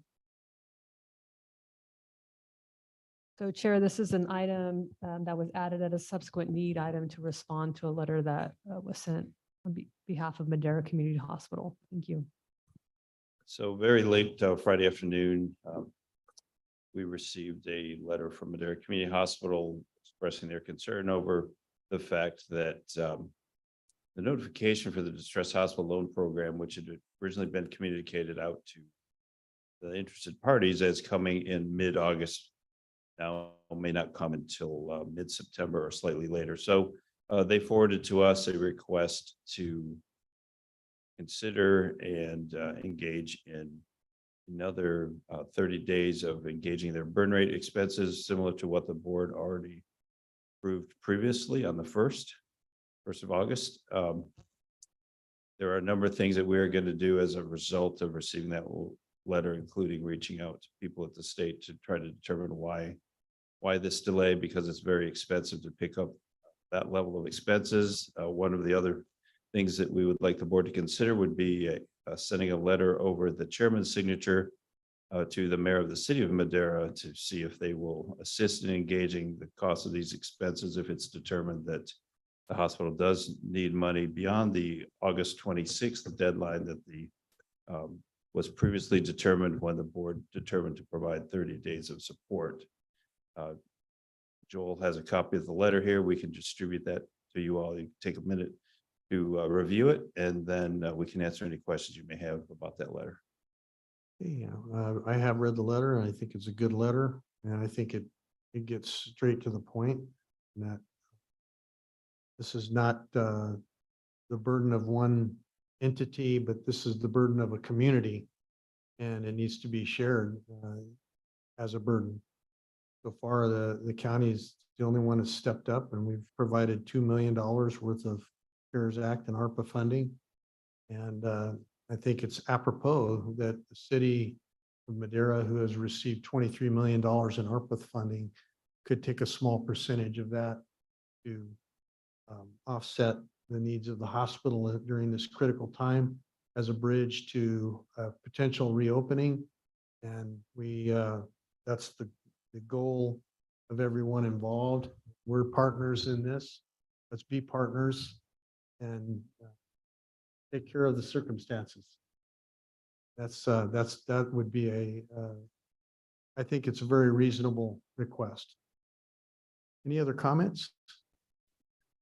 Mr. Chairman, I thank you for those remarks. And it's very true. When I look at ARPA funds, and of course, they've been distributed all over the nation to every state, every county, every incorporated city, numerous other agencies. And these funds, the funds we received and the funds that the city of Madera received, it's taxpayer money. You know, it's not money that Madera County owns. That's our money. And it's not money that the city of Madera owns. That's our money. It's money that was paid for somehow, primarily through taxpayer payments from county residents, taxpayer payments through city residents, income taxes.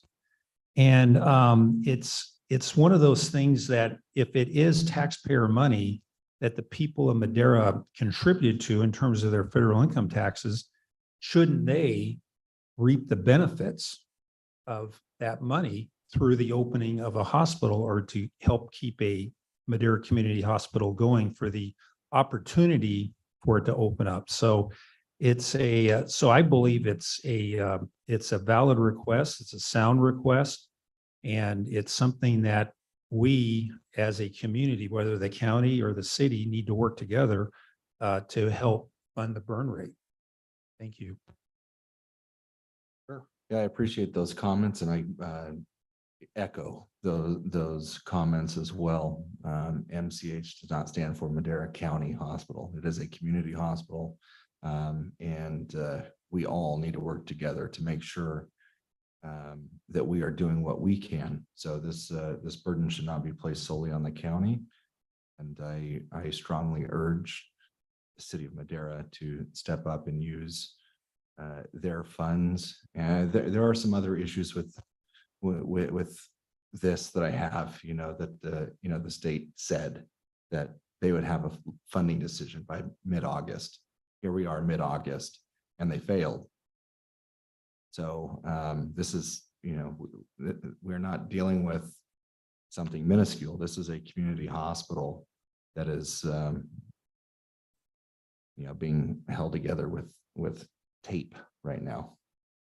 And so there's issues all the way around, but from my perspective, I do not want to venture down this road alone. And I think it would show a lot to have the city of Madera step up and in a manner in which the county has, so we can move forward in one direction to help the constituents of this entire county. Joel, just quick question. I think we've talked about this before, and if you don't know the exact number, that's okay. But I think we've talked about the population that the community hospital serves in the past. And I think it was something like 98% is within the city of Madera area, the zip codes. Is that correct? I think it was approximately 80% within the city and 90% if you count the communities surrounding immediately around the city. 90%. I just think that's pertinent information to put in this letter, because I think it does press upon, that this is the community that it serves in large part is, the city area. Obviously, I make that distinction, being someone that represents the folks from the mountain area. Not that I don't want to support the hospital, but I think pressing upon the city that, hey, you guys really should be taking not only a part in what's going on here, but really the city should be taking the lead as far as I'm concerned, as far as keeping the hospital open. So I don't know what the rest of the board feels about that, but I personally would like to see that incorporated into the letter if that's possible. I appreciate the comments of the board, and I just wanted to add one more, and that is that we're not trying to withhold, we're not trying to begrudge. Our resources are dwindling and quickly, and so it's important that everybody steps up to the plate in this circumstance. There's a large chance that these other funds that we've set aside will be needed in another aspect. And so we can't afford to keep chiseling away at those funds. It's an opportunity for the city to really put a great seal on this deal. Mr. Chairman, to kind of like add to the point of discussion on ARPA, the way the federal government allocated ARPA, if you're a city that got a direct allocation and a county that got a direct allocation, they prorated it per capita based on incorporated and unincorporated. So there is a notion out there that's saying the county's ARPA should serve both city and county, and the cities only serves the cities. That is not how they distributed it. If you're a city below a certain number and you did not receive a direct allocation, by all means, some of that ARPA assistance should come from the county. But if you're a city that got a direct allocation, that was fairly split between a per capita incorporated resident and unincorporated resident. Right. So it is more than a fair ask that this common goal come out of both pots. I think so. I think that's a very good point. Well said. Good. Mr. Chairman, I'd just like to throw out too, and this is just food for thought. Again, there's been some speculation, or at least some thought from some of the electeds across the street, that we received a lot more in ARPA funds that we actually received, and that the funds we did receive, most of them went to salaries. So I would suggest, and again, think about it, giving them a copy of our ARPA spending plan and what we spent the funds on so far. It would clearly show what we received and where we've expended our dollars, and the fact that they have been a wide range of uses throughout the county. And so whatever thoughts that they have or ideas of where we spend our ARPA money, we can clearly show them, because I could see right off the bat, well, the county spent their, well, no, take a look at this, and so that takes that off the table. And so then they can kind of maybe do some more self-reflection. So that's just a suggestion, throwing it out there. I just don't want them to delay the process because they don't have that information in front of them. I think that's a great idea. And in fact, I remember the funds used for raises was minimally compared to the total pot, and most of it was used for the community. So I think that's important to note. And Mr. Chairman, I just want to point out that as recent as I think the May expenditures, those have been presented in a public setting. So that expenditure report is a public record, as well as the allocation by project is a public record. Right. Mr. Chairman, if I Yes. may, I would like to echo the sentiments of Supervisor McCauley when he talks about the city stepping up in a primary role. You know, in reality, they should be stepping up in a primary role. This, you know, like I said, we're here to help in any way that we can, but it has been disappointing to see that the city has not been in that primary role, and they should have been, and they need to be. So, with you know, that being said, I don't necessarily care about adding to the letter necessarily, but echoing or, you know, making sure that that sentiment is shared with them, that, you know, we are here to help. Obviously, this is a community-wide issue, but, you know, looking at the demographics of the patient base, the city should be in the forefront of this. That's all I have. Okay, we have the letter before us. What's the pleasure of the board concerning the letter? First, I'll go out and Mr. Chairman, get public comment. I just have one more comment. Oh, I'm go sorry. ahead. Go ahead. You know, early on there was, and I'm talking about December, January, February, there was, you know, a lot of finger pointing and trying to place blame on Madera community administration and management, et cetera, et cetera. And there were some comments, well, until we get this and this and this, you know, we're not going to give a dime to the hospital. But circumstances have completely changed since then. We're talking about reopening the hospital. And the only hope of doing so is to take care of a burn rate so that a loan program, which was not around back in January or February, we know what amounts are, so a potential suitor, which was not around back in January and February, can take over. So whatever the past practices of the hospital were, whatever the financials look like, et cetera, that's not even relevant today. It's all about getting things open. So past arguments, past conclusions, past speculation, it's again, not relevant because we're talking about a brand new hospital, a brand new management system, potential, and a brand new, and a company that's proven itself. Evidence Health. They are, you know, 14, 15 institutions. They're back in the running for picking up a hospital in Southern California. So that's, again, there's a lot of arguments, a lot of pushback that the council had created back in January, February, that again is not relevant today. It's a brand new picture they need to consider for our residents. Right. Very good point. Okay, any comment from the public on this item? None online. Okay, we'll bring it back to the board. And what is your pleasure? I would move to approve the letter with the inclusion of the ARPA expenditures as an attachment. I'll second that. Motion made and second. Let's vote. Supervisor McCauley, Yes. Supervisor Poitras. Yes. Supervisor Wamhaugh, Yes. Chairman Rogers. Yes. Vote passes 4-0. Thank you. Thank you, staff, for getting this together. We have a presentation, but I don't believe it's available as yet. They're available now. They're available now. Do we want to go ahead with that, or we want to go break for lunch and come back and receive it after, or?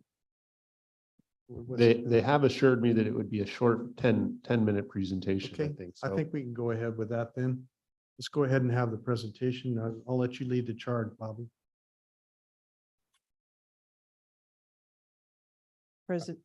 Presentation of Yosemite Park's Visitor Access Management Plan by the National Park Service.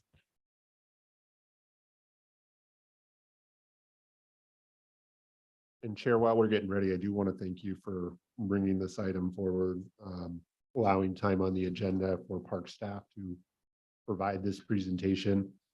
I'm sure, as you know, there's approximately 1 million cars a year go through the south gate of Yosemite. And really what we're talking about is a reservation system that possibly could be implemented sometime over the next 2 years, which is obviously going to be an impact to residents up in the mountain communities as well as the county as a whole. So thank you again for providing some time to see this presentation.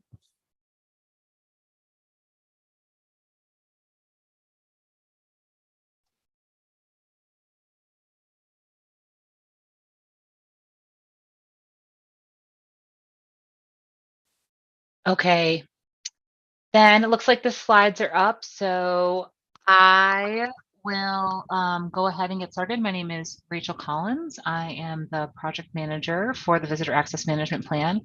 There are a couple other folks from the park on with me, so I'll go ahead and start through the slides, but they might help me with Q&A, so I don't know if that's Kathleen Morris and Terry Austin, Joe Meyer, and Cicely Muldoon are all on as well, so they might need access to their mics to help with Q&A, but we'll go ahead and get started here on the slides and get going. So we want to go to the next slide. We just wanted to give folks a update and kind of overview on where we are on our current comment period. Just do a quick refresh on our process, what we've achieved to date, where we're going next, and the current comment period. So we can go ahead and go to the next slide. Just as a reminder for folks, we are working through this planning framework. This is a shared framework by the Park Service as well as our sister agencies. Throughout the fall and the winter, we've been working our way through the steps 1 and 2 there about building foundations, really understanding what problem are we trying to solve? Why is that a problem worth solving? And in what direction are we solving it? What are our goals with defining our visitor use management direction, as well as defining what is the desired condition of both experiences and of resources? As we headed into the early part of summer, we started to transition towards identifying strategies. That's the point that we're at right now, and the part that we're inviting folks to participate with us in throughout this public comment period. So let's go to the next slide. Throughout this process, we're focusing on a couple of goals. One, we really want to understand patterns of visitor use. When are people coming? Where are they going? What parts of their trip do they value? And make sure we're developing long-term strategies that really connect people to those park experiences. We also want to be thinking about best practices and really leveraging those to update our toolbox when it comes to managing visitor use in a way that protects resources and promotes high quality visitor experiences. And all of this through the lens of protecting the unique resources of Yosemite National Park. There are rare, unique, and exemplary values that warrant national designation in Yosemite National Park, and that is at the forefront of our planning process. So let's go to the next slide. During our last comment period, we really focused on issues and values. We wanted to hear from folks what makes a great experience at Yosemite National Park and what's getting in the way of that great experience. And so we really focused on a number of key issues. And one of the really helpful things was hearing back from our stakeholders, visitors, and the general public about these issues and confirming that these are issues for them too. So we want to be continuing to work on competition for parking, on roadway congestion, making sure that we're providing good access to the park and safe access to the park. Want to be making sure that that entry experience is a quality one for folks as they come through the entrance station, and also thinking about the number of people that we're delivering to these different areas and what does that mean for intensities of use, for maintenance, for facilities, and what does that mean for the resources as well, and making sure that we're really thinking through how many vehicles and people are in these places at any given time and how we can better pace that use so that it's sustainable for everybody and creates for a really beneficial experience. Let's go ahead and go to the next slide. We had a public comment period over the winter that was really, again, focused on purpose and issues. And those were some of our key things that we focused on.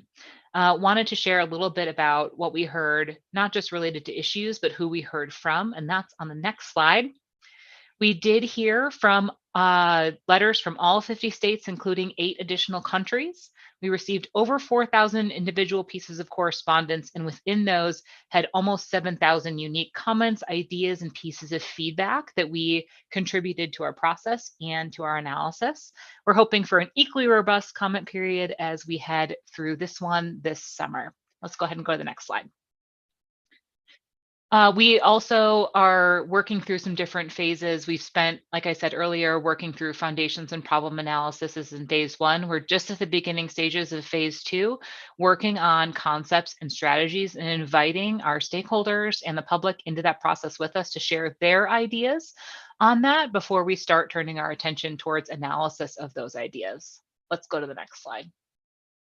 We are actively soliciting feedback and ideas from folks about different management strategies that could help us resolve the issues that we talked about earlier and achieve our goals for creating sustainable and quality access to the park. As we head into the next phase, we're going to be evaluating those strategies through a couple of different lenses that are on the screen now. I wanted to share those with y'all because I think it helps inform for people making public comments the kinds of details that we're looking for that help inform our analysis. And we're going to be looking at desirability. So for any given strategy, who is the audience for this strategy? Who's the user of it? Who does it serve? What are their interests? We're going to be thinking about feasibility.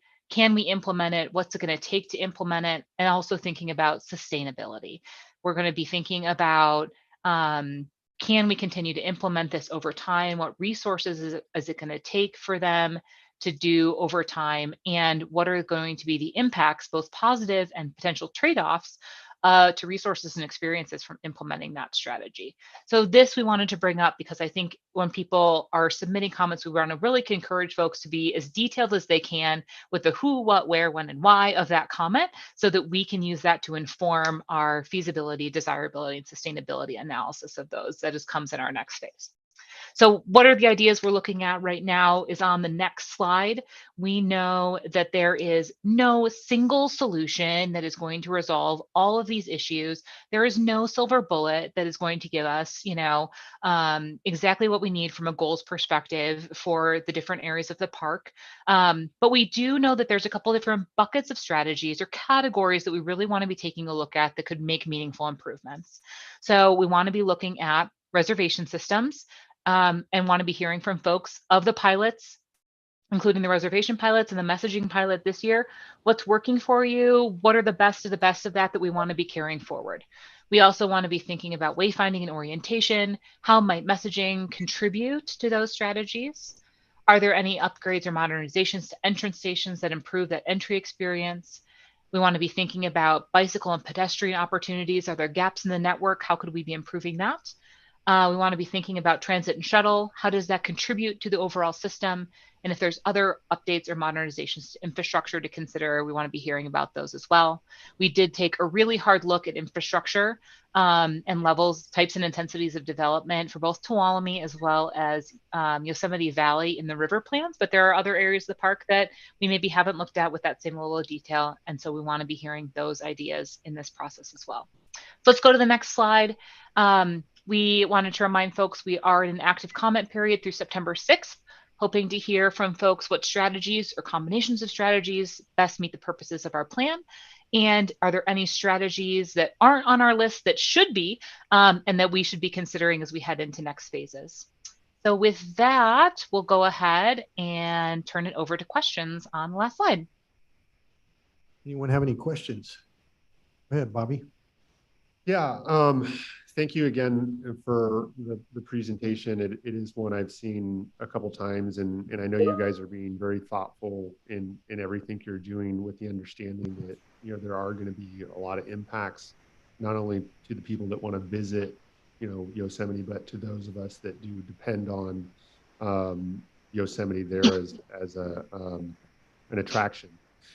And so I'm just curious if there's been any further considerations to the gateway communities around the impacts that restricting access or having a reservation system in place will cause.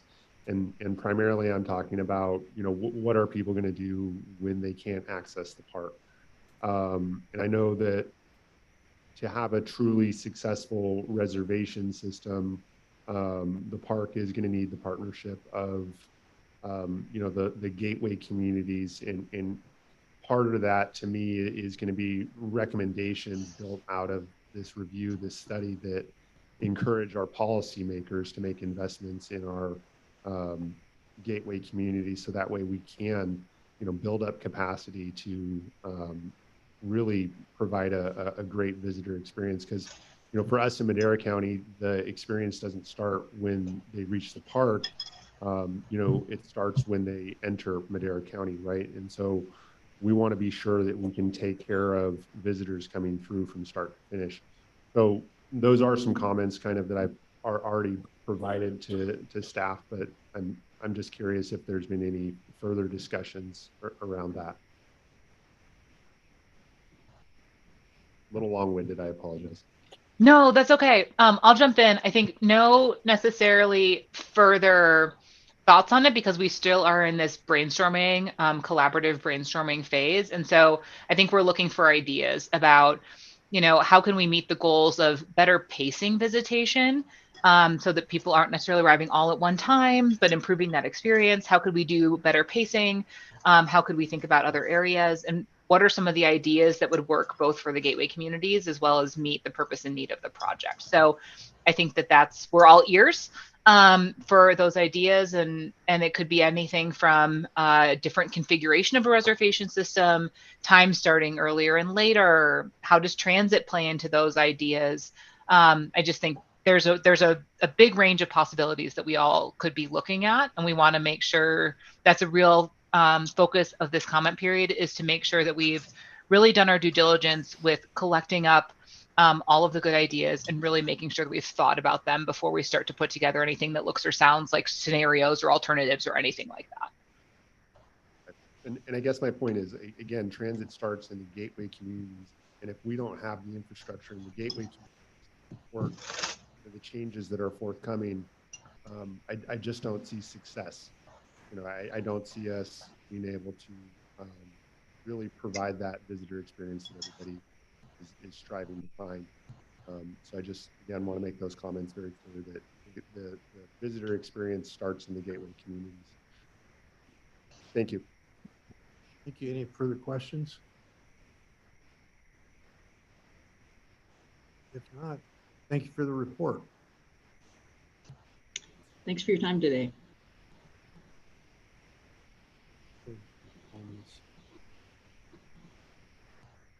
Any pending legislation? Not at this time, but the legislature did come back into session yesterday. Supervisors and staff reports. Supervisor McCauley. Yes, I had an opportunity to lead congressional members in the Pledge of Allegiance at the Western Caucus Foundation meeting in Yosemite last Friday. A great experience, great opportunity to listen to some of our congressional members speak on wildfire safety and hear some testimony, not only from our neighbor to the north, Supervisor Miles Menentre, but some very well-informed stakeholders up and down this year. So great experience.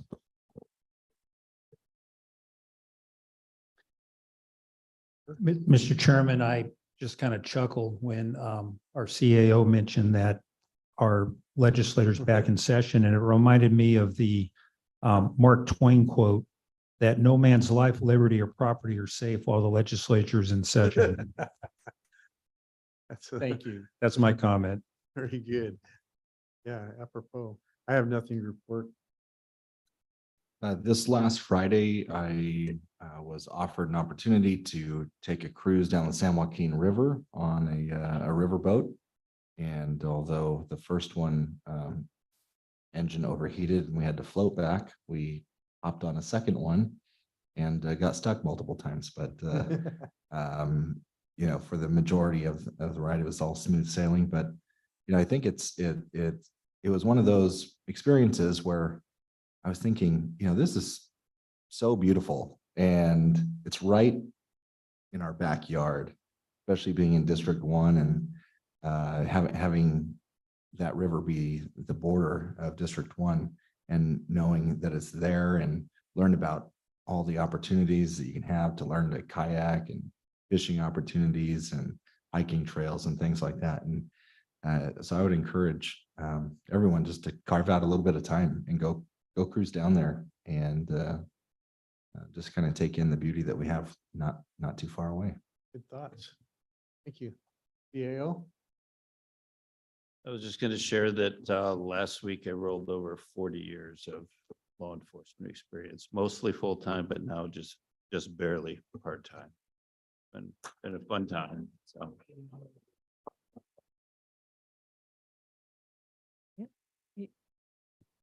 Lifetime of service. and to follow up on Supervisor Wamhoff, when we came up to have dinner with some folks Saturday in District 1, there was quite a few people parked in the river area, and it looked like people and families enjoying themselves. It wasn't people looking for a place to stay 4, 5, 6 days or months. Right. They're glad that they're making use of that area. That's awesome. Area.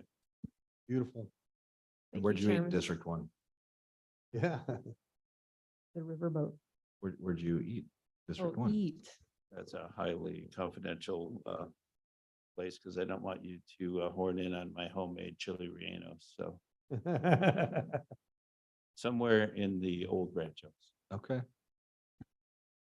Thank you, Chair. 40 years is honorable. Congratulations, Jay. Nothing to report. Nothing to report. Thank you. Okay, with that, this meeting will be adjourned. We'll reconvene at 1:30 for the IHS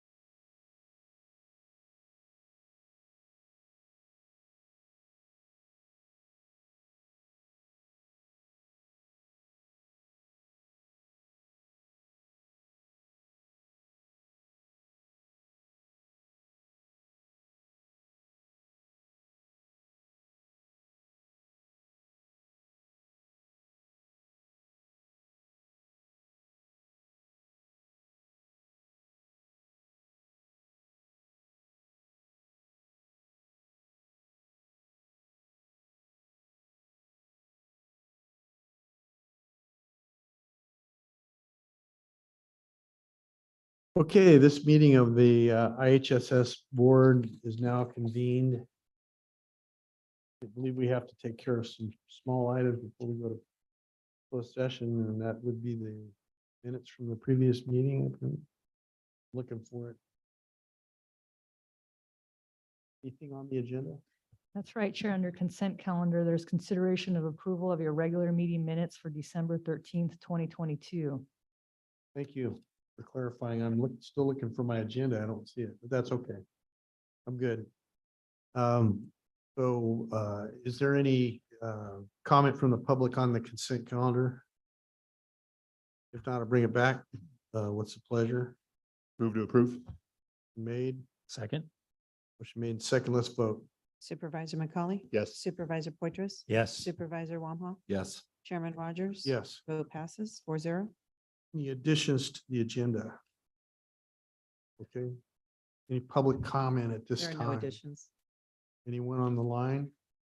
Nobody In online. the audience? Surprise, surprise. Okay, so we will go to closed session. That's right, Chair and members of the board under conference with labor negotiators, Government Code Section 54957.6. Your county negotiators are here, Department Head Deborah Martinez and Steve Mendick and Joel Bugay. Thank you. Okay, thank you. This close. Chair, I don't think that there was any public comment on that closed session. You already more public comment questions and action. Is there any public comment at this time on the closed session item? Anyone online? None online. No one in person, so we will adjourn to closed session.